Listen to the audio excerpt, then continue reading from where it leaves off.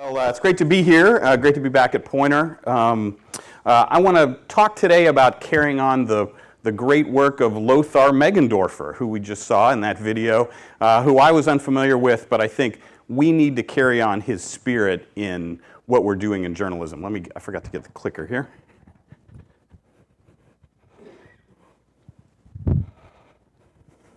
So I'm going to talk about old media ideas in a new media age, and I'm going to challenge you, if you're in journalism, to try to rethink how we tell stories.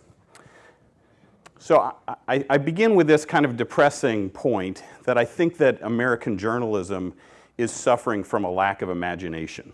I think that we're at a point where it's a real moment of transformation in what we do, in how we tell stories, and how we provide information. And yet we're still doing things in so many ways the way we have done them for decades. And this is a moment of real promise.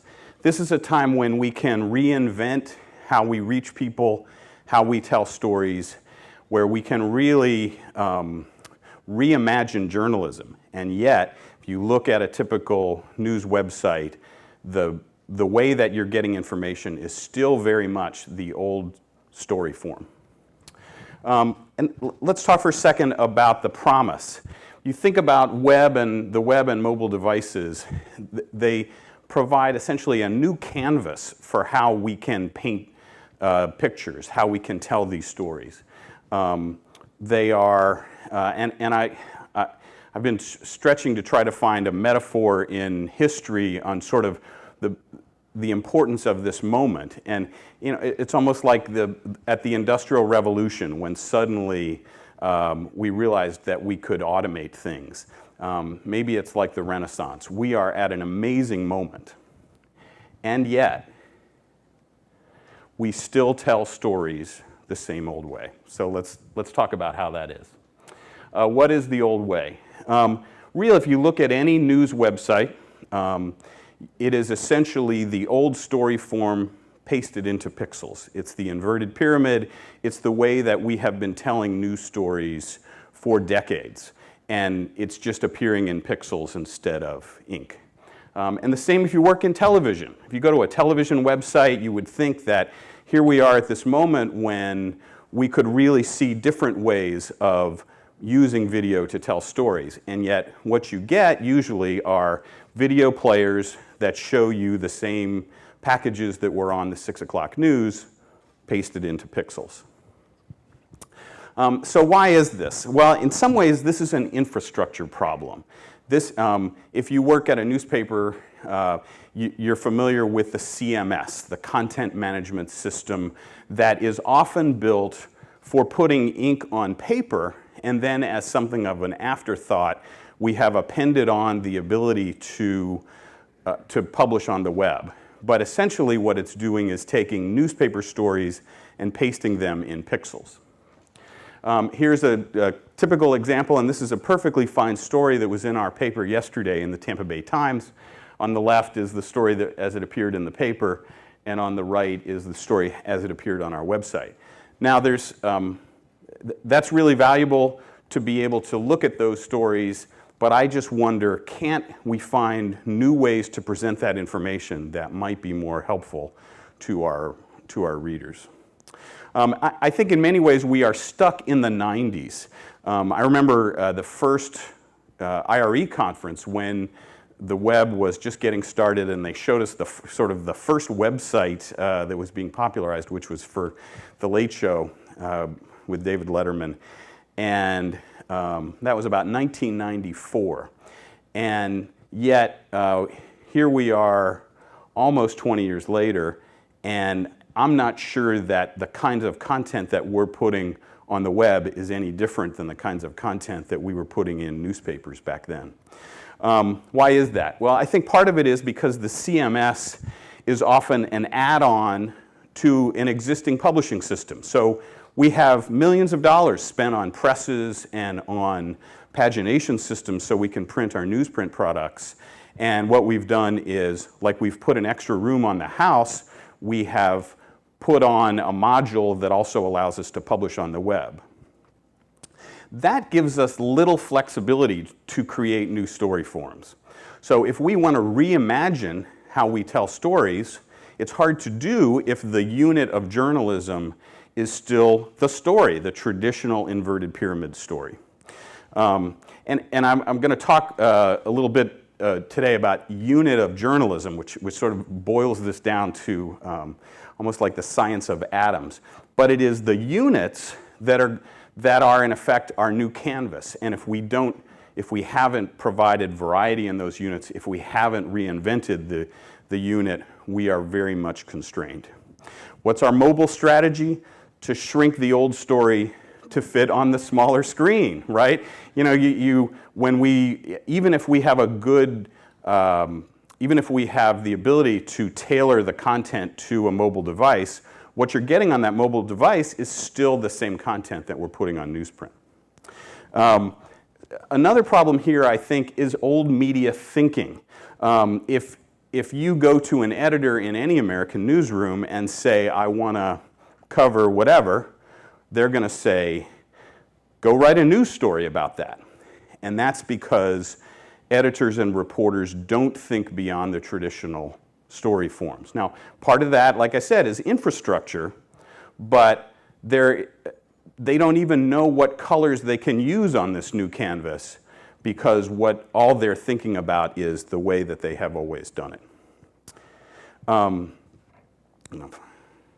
Flip through here a little bit. So, let's tear it up. Let's totally tear up how we tell stories. Let's reinvent journalism in a real way and create some new story forms. This is not hard, and we have to start by looking at the things that the web and mobile devices do that aren't possible if we're putting ink on paper. What are the new possibilities? We are no longer shackled to the inverted pyramid. If we think about the inverted pyramid, often we have those paragraphs in the middle where we recap the story up until then. With the web, with mobile devices, we don't need to do that because we can find other ways of bringing people up to date. I always think about, if you watch The Wire, the first minute where they say, previously on The Wire. There are ways to do that on electronic devices. There are ways to do that on the web.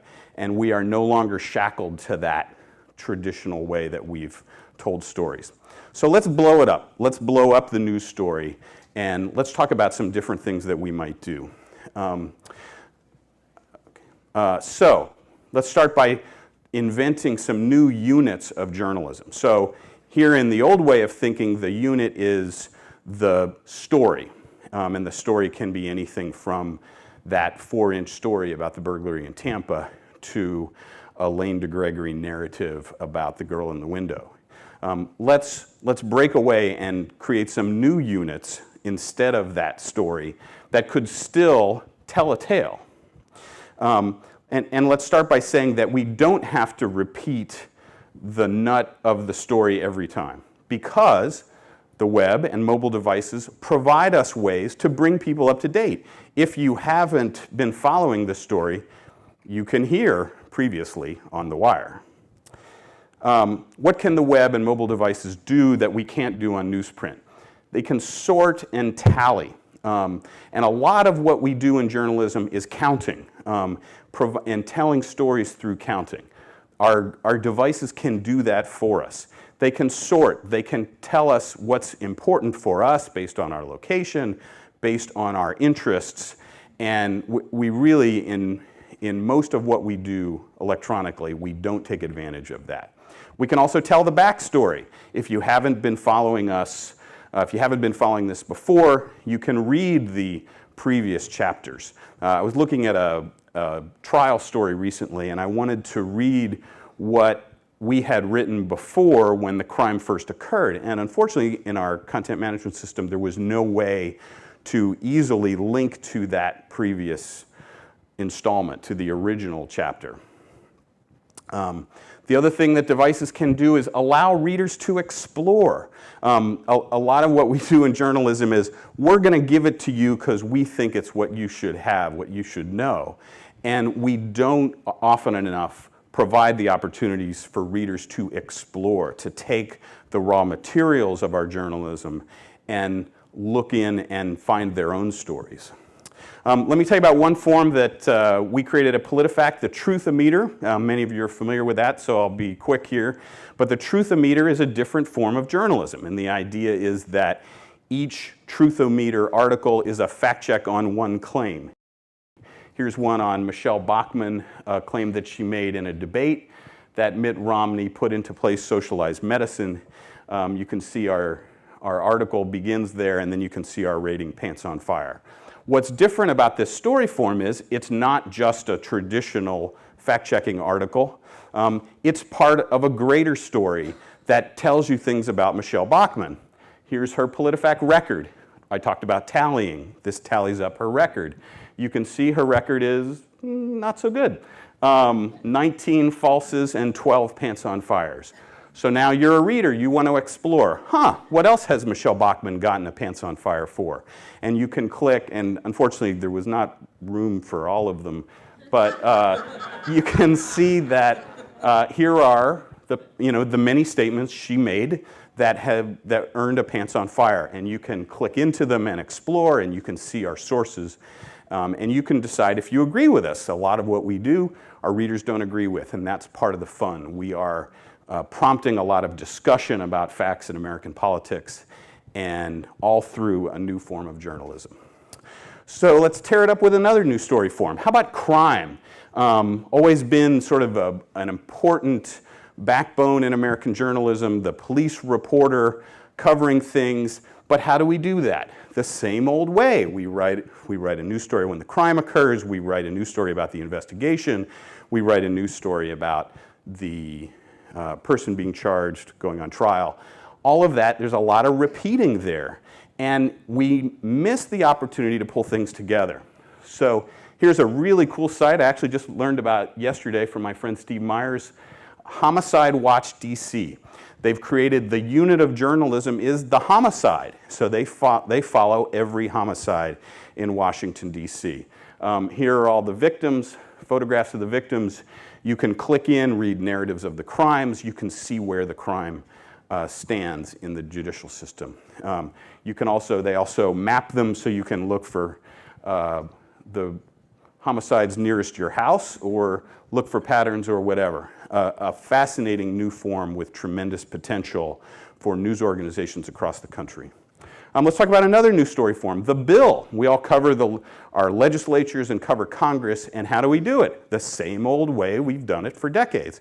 So let's blow this up. Let's create a new story form where the unit is a bill in the legislature. Start off with an explanation of the bill. What would it do? Who's for it and who's against it? We can then provide updates to this unit based on the introduction of the bill, hearings on it, floor debate, passage, enactment. You can even automate this. If we can tap into the system that tracks bills, a lot of this can be automated right into our content management systems, and then we add journalism to it when it becomes a significant bill. We can identify the most significant bills. We can even localize it for you. How did my representative vote? Finally, let's talk about the story form that we created at PolitiFact for campaign promises. We said in the end of the 2008 campaign, let's create a database of all the promises that the winner made, campaign promises, and we'll track them. So if John McCain had won, we would have had about 50 promises. Unfortunately, the guy who won had 508 promises, which is giving us a lot of work to keep up with. So our story unit is the campaign promise. We begin with an explanation of the promise, and then we provide updates for progress and rate it. And here again is an area where we can invent journalism, because we have often shied away from drawing conclusions in journalism. And what we do at PolitiFact is do good, thorough journalism and then reach a conclusion. And that helps people sort out what's happening in politics. Let me just show you how that works. So here is a promise, one of our 508. repeal the Bush tax cuts for people with higher incomes. And you can see we've got the wording of the promise, and then we have the source, which was the Obama campaign's interviews with the Tax Policy Center, and we have tagged it by a couple of subjects. And then we have followed this promise and seen what happens. What has happened? Promise broken. This is one where, as you may recall, President Obama made a deal with the House Republicans to extend the Bush tax cuts, including the ones with higher incomes. And so this is a promise broken. That was his decision. He made a political calculation to do that. And we have brought value for the reader by making this part of our overall database. So here is our detailed assessment of what happened and why we rated it a promise broken. And then what you can do if you want to explore a little bit is we tally it for you. And so you can see that President Obama has kept 36% of his promises, compromised 11, and broken 14. And all of this is done automatically. And then you can click around and explore. You can see all of the promises regarding healthcare. This was our healthcare subject pages were really got a lot of traffic back during the healthcare debate and continue to from people who just want to know, how's he doing? This is journalism. It's just that the story unit is different. Here are all of the promises kept and all of the promises broken. So let me just conclude by saying that I am optimistic about the future of journalism. And I think as we get new thinking, as we begin to realize that this is a moment of promise and not a moment to stew about our industry's troubles, if we really look at this as a point where we can reinvent things rather than thinking that the old way of doing things is over and getting depressed about that, we can really change journalism. We can change how we tell stories, and we can serve our readers better. We can take better advantage of these new platforms, of this new canvas. But to do it, we've got to tear it up. Thanks.